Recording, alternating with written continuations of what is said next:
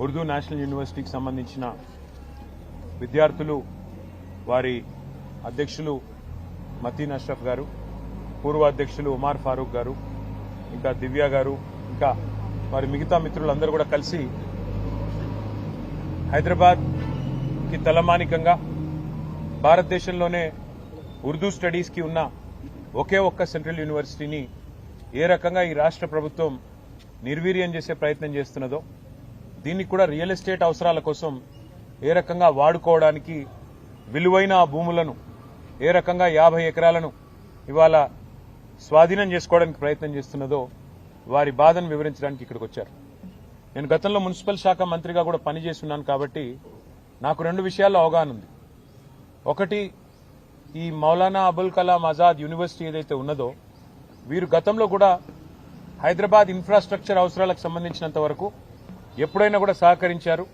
ఎప్పుడైనా కూడా ముందుకొచ్చి హైదరాబాద్ ముందుకు పోతుంది అంటే మాత్రం వారు కూడా మనకు అండగా నిలిచారు. 32 ఎకరాలు, ఎందుకంటే ఓఆర్ఆర్ని అంటుకునే ఉంటుంది యూనివర్సిటీ, ఓఆర్ఆర్ కూడా యూనివర్సిటీ ల్యాండ్లోంచి పోయింది. అది అడిగినప్పుడు ఆనాడు కాంగ్రెస్ ప్రభుత్వమే ఉంది, 32 ఎకరాలు అప్పుడు కూడా ఇచ్చారు. తర్వాత బీఆర్ఎస్ గవర్నమెంట్ వచ్చిన తర్వాత ఆ ఖాజాగూడ చెరువు నుంచి యువతల గచ్చిబౌలి టు అటు నానక్రామ్ కూడా ఒక లింక్ రోడ్ తీయడానికి ల్యాండ్ అడిగితే 7 ఎకరాల స్థలం అప్పుడు కూడా యూనివర్సిటీ ల్యాండ్ అప్పుడు కూడా వాళ్ళు సహకరించారు. అప్పుడు కూడా వారి యూనివర్సిటీ కాంపౌండ్ వాళ్ళు కూడా వెనక్కి జరుపుకొని వారు మనకు రహదారి ఏర్పాటు చేయడానికి అవకాశం ఇచ్చారు. అంటే ఎందుకు చెప్తా ఉన్నానంటే హైదరాబాద్ నగర విస్తరణకు, హైదరాబాద్ ప్రజల అవసరాలకి, హైదరాబాద్ పురోగమనానికి ఎన్నడూ కూడా యూనివర్సిటీ వ్యతిరేకించలేదు. కానీ ఈ రోజు యూనివర్సిటీ పిల్లలందరూ కూడా ఇక్కడ ఎందుకు వచ్చారు అంటే అసలు సెంట్రల్ యూనివర్సిటీ వచ్చిందే హైదరాబాద్కి తెలంగాణ మొదటి దశ పోరాటం తర్వాత ఇక్కడి విద్యార్థులకు, ఇక్కడి ప్రజలకు ఇచ్చిన హామీల్లో భాగంగా హైదరాబాద్ సెంట్రల్ యూనివర్సిటీని ఏర్పాటు చేశారు. ఆ తర్వాత క్రమంలో మరొక సెంట్రల్ యూనివర్సిటీ మరి అబుల్ కలాం గారి పేరు మీద పెట్టిన మను కూడా పెట్టారు. పెట్టిన తర్వాత ఈరోజు ఆ స్థలాలకిచ్చిన, ఆ విశ్వవిద్యాలయాలకు ఇచ్చిన భూములను తిరిగి వెనక్కి తీసుకుందామనే ప్రయత్నం ఏదైతే ప్రభుత్వం చేస్తున్నదో ఇది నిజంగా కూడా తీవ్రంగా గర్హించదగ్గది, తీవ్రంగా వ్యతిరేకించదగ్గది. ఇంకోటి మనం చూస్తూ ఉంటాం సినిమాల్లో, టీవీల్లో సీరియల్ కిల్లర్లను చూస్తుంటాం. అట్లాగే ఈ కాంగ్రెస్ ప్రభుత్వం ఎట్లా ఉందంటే సీరియల్ స్నాచర్ వీళ్ళు. ఇది మొదటిది కాదు, ప్రభుత్వ భూమి వీళ్ళు లాక్కునే ప్రయత్నం చేస్తున్నది. మీకు గుర్తుండాలి, ప్రొఫెసర్ జయశంకర్ గారి పేరు మీద ఉన్న వ్యవసాయ విశ్వవిద్యాలయం నుంచి 100 ఎకరాల స్థలాన్ని తీసుకున్నారు. అక్కడ విద్యార్థులు మొత్తం పోరాటం చేసినా, ఆందోళన చేసినా వారి ఉద్యమాన్ని అణిచివేసి 100 ఎకరాలు తీసుకుని అక్కడ హైకోర్టు కడతామని చెప్పి వారు ప్రభుత్వం వారు ఆనాడు కూడా స్వాధీనం చేసుకున్నారు. రాష్ట్రంలో ఎక్కడా భూమి లేదన్నట్టు విశ్వవిద్యాలయం మీద బడి ఆ ల్యాండ్ గుంజుకున్నారు. ఆ తర్వాత హైదరాబాద్ సెంట్రల్ యూనివర్సిటీలో కూడా ఇదే రకమైన రియల్ ఎస్టేట్ దందా, ఇదే రకమైన రియల్ ఎస్టేట్ వ్యాపారం అక్కడ కూడా చేసే ప్రయత్నం చేసి 400 ఎకరాలు అక్కడ మరి యూనివర్సిటీ భూమిని కూడా తీసుకునే ప్రయత్నం చేస్తే చివరికి సుప్రీంకోర్టు చీఫ్ జస్టిస్ ఆయన స్వయంగా బీఆర్ గవాయి గారు, ఆయన గ్రీన్ బెంచ్ కూడా ఆయనే చూస్తారు కాబట్టి సువమోటోగా ఆయన తీసుకొని ఆదేశాలు ఇచ్చేదాకా వీళ్ళు ఇక్కడ రాష్ట్ర ప్రభుత్వం పట్టించుకోలేదు, కేంద్ర ప్రభుత్వం కూడా పట్టించుకోలేదు. సెంట్రల్ యూనివర్సిటీ భూమి అయినప్పటికీ కేంద్రము స్పందించలేదు. ఇక్కడ రాష్ట్రం అయితే ఒక రియల్ ఎస్టేట్ బ్రోకర్ చేతిలో ఉంది కాబట్టి రాష్ట్రం ఎట్లాగూ వాళ్లే హరాస్మెంట్ చేస్తున్నారు కాబట్టి వాళ్ళు స్వయంగా పట్టించుకోలేదు. కానీ సుప్రీంకోర్టు ఇన్వాల్వ్ అయిన తర్వాత నిజంగా ఒక బాధాకరమైన సంఘటన జరిగింది. సుప్రీంకోర్టు ఇన్వాల్వ్ అయ్యి ఒక సెంట్రల్ ఎంపవర్డ్ కమిటీని వేసిన తర్వాత ఆ కమిటీ చెప్పింది స్పష్టంగా 10,000 కోట్ల కుంభకోణం ఇందులో జరిగింది, దీన్ని విచారించండి అని కేంద్ర ప్రభుత్వానికి సిఫారసు చేసింది central empowered committee. Appoint special investigation team అని చెప్పింది. కానీ ఎందుకో మరి బడే బాయ్ చోటే బాయ్ రిలేషన్ కావచ్చు, ఇంకోటి కావచ్చు, ఇంతవరకు కేంద్ర ప్రభుత్వం ఎలాంటి చర్య కూడా తీసుకోలేదు, ఎలాంటి ఇన్వెస్టిగేషన్ ని కూడా ప్రారంభించలేదు. 10,000 కోట్ల కుంభకోణం కాంగ్రెస్ గవర్నమెంట్ చేస్తే ఇవాళ బీజేపీ గవర్నమెంట్ దానికి వత్తాసు పలుకుతా ఉంది. ఇది ఎందుకు చెప్తున్నా నేనంటే ఒకవేళ హైదరాబాద్ సెంట్రల్ యూనివర్సిటీలో కనుక కేంద్ర ప్రభుత్వం గట్టిగా యాక్ట్ చేసి ఉంటే రాష్ట్ర ప్రభుత్వం ఈరోజు ఈ దాష్టికానికి ఒడిగట్టే పరిస్థితి ఉండేది కాదు. ఈరోజు ఇండియన్ స్కూల్ ఆఫ్ బిజినెస్ వాళ్లకు నోటీస్ ఇచ్చారు, అక్కడ కూడా 100 ఎకరాలు తీసుకునే ప్రయత్నం చేస్తున్నారు.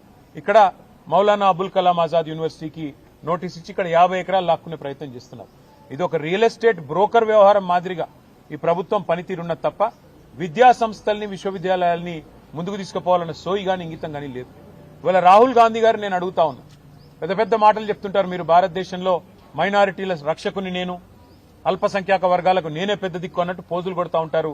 రాజ్యాంగం కాన్స్టిట్యూషన్ ని చేతిలో పట్టుకొని మొహబ్బత్ की दुकान అని పెద్ద పెద్ద మాటలు చెప్తుంటాడు రాहुल गांधी ఇదేనా మీ మొహబ్బత్ की दुकान क्या जमीन हड़पना जमीन छीनना यही है आपकी मोहब्बत की दुकान राहुल जी आप बताइए सवाल का जवाब दीजिए आज बच्चे रोड पे आके आंदोलन कर रहे हैं वहां पे क्या नौबत थी वो आते हैं यहाँ पे पूरे हिंदुस्तान में 28 जो रियासत है वहां से आके यहाँ पढ़ाई करते हैं उनकी फ्यूचर के लिए कुछ अच्छा मेहनत कर रहे हैं वो आज उनको मजबूरन आपकी हुकूमत की तरफ से जो मजबूरी यहाँ पे खड़ा किया गया उसके जवाब में बच्चे आज बाहर आके उनको आंदोलन करना पड़ रहा है मैं डिमांड करूंगा राहुल गांधी से अगर आप लीडर ऑफ ऑपोजिशन सही में हो तो आप हुकूमत को मरकजी हुकूमत जो है जो यूनियन गवर्नमेंट है उनको सवाल करिए उनको बोलिए एक सेंट्रल यूनिवर्सिटी है एक्सपैंड करना चाहती है उनका इंफ्रास्ट्रक्चर में एडिशन करिए वहां के अगर सहूलत और इंप्रूव करना है वहां की इंफ्रास्ट्रक्चर और इंप्रूव करना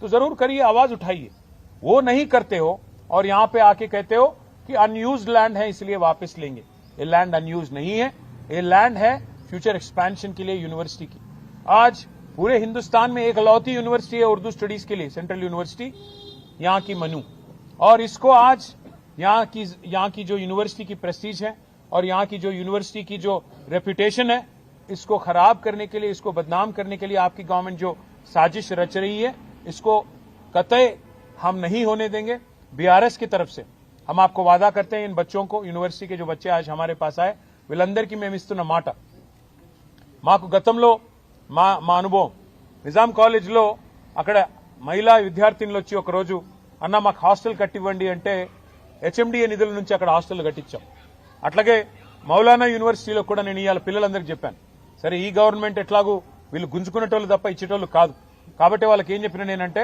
మళ్ళీ తిరిగి 2-2.5 ఏళ్లలో కేసీఆర్ గారి ప్రభుత్వం వస్తుంది వచ్చిన తర్వాత ఇదే యూనివర్సిటీలో ఆ ల్యాండ్ లోనే ఎక్స్పాన్షన్ కి కావాల్సిన డబ్బులు కూడా అవసరమైతే స్టేట్ గవర్నమెంట్ నుంచి మేమిచ్చి మీకు అండగా నిలబడతాం future expansion also we will take responsibility if the central government does not act we will add infrastructure we will come back and we will stand by the students and in this fight they are meeting every political party, they are meeting every political leader.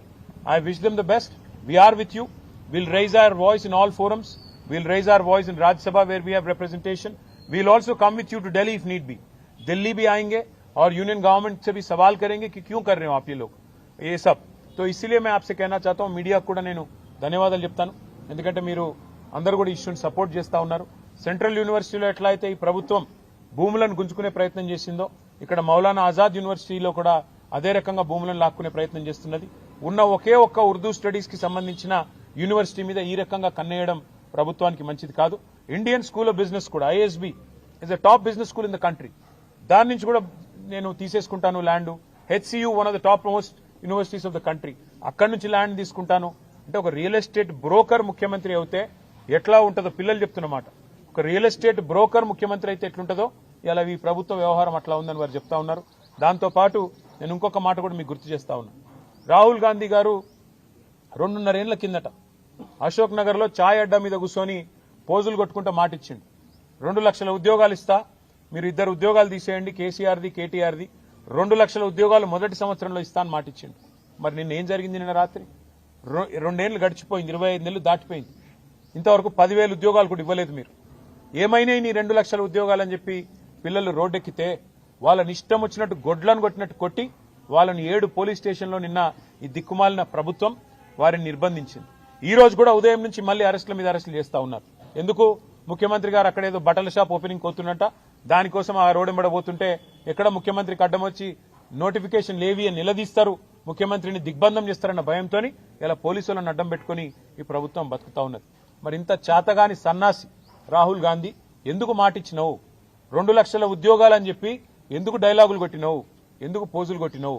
ఎక్కడ పోయినాయి నీ 2 లక్షల ఉద్యోగాలు? ఇవాళ ప్రజలు అడుగుతున్నారు, మా పిల్లలు అడుగుతున్నారు, దమ్ముంటే సమాధానం చెప్పు. 10,000 ఉద్యోగాలు ఇవ్వకుండా ఇక్కడ భూములు గుంజుకుంటావు, యూనివర్సిటీ దగ్గర ఇస్తానన్న ఉద్యోగాలు ఇవ్వవు. ఈ రకంగా తెలంగాణ యువతతో భారతీయ యువతతో కాంగ్రెస్ ఏదైతే డ్రామాలు ఆడుతున్నదో దీని అందరూ కూడా గమనించాలని కోరుతూ ఈ భూముల విషయంలో ఖచ్చితంగా బీఆర్ఎస్ పార్టీ పూర్తి స్థాయిలో పిల్లలకు మద్దతుగా నిలబడుతుంది. ప్రభుత్వం గనక ఈ భూములను లాక్కునే ప్రయత్నం చేస్తే అవసరమైతే ప్రత్యక్ష పోరాటానికి కూడా పార్టీ తరఫున మేము కూడా ముందుకు పోతాం. మా స్టూడెంట్ విభాగం అధ్యక్షులు శ్రీనివాస్ యాదవ్ గారి నేతృత్వంలో, మా పార్టీ యొక్క మైనారిటీ విభాగం నేతృత్వంలో అందరం కూడా కలిసికట్టుగా ఈయన్ని ప్రతిఘటిస్తాము, అడ్డుకుంటామని చెప్పి కూడా మీకు తెలియజేస్తాం. मातिन जी आपके लिए सवाल है। रिसेंटली इलेक्शन जो हुआ तेलंगाना में, रेवंत रेड्डी सीएम ने ये कहा मुस्लिम बोले तो कांग्रेस, कांग्रेस बोले तो मुस्लिम। तू बोल यार, मेरे को नहीं बोलना। अब एक विषय और एक दूसरा सवाल है इसके साथ, तेलंगाना में बहुत सारे माइनॉरिटी लीडर्स है। अभी रिसेंटली मिनिस्टर बने तो अजहरुद्दीन है,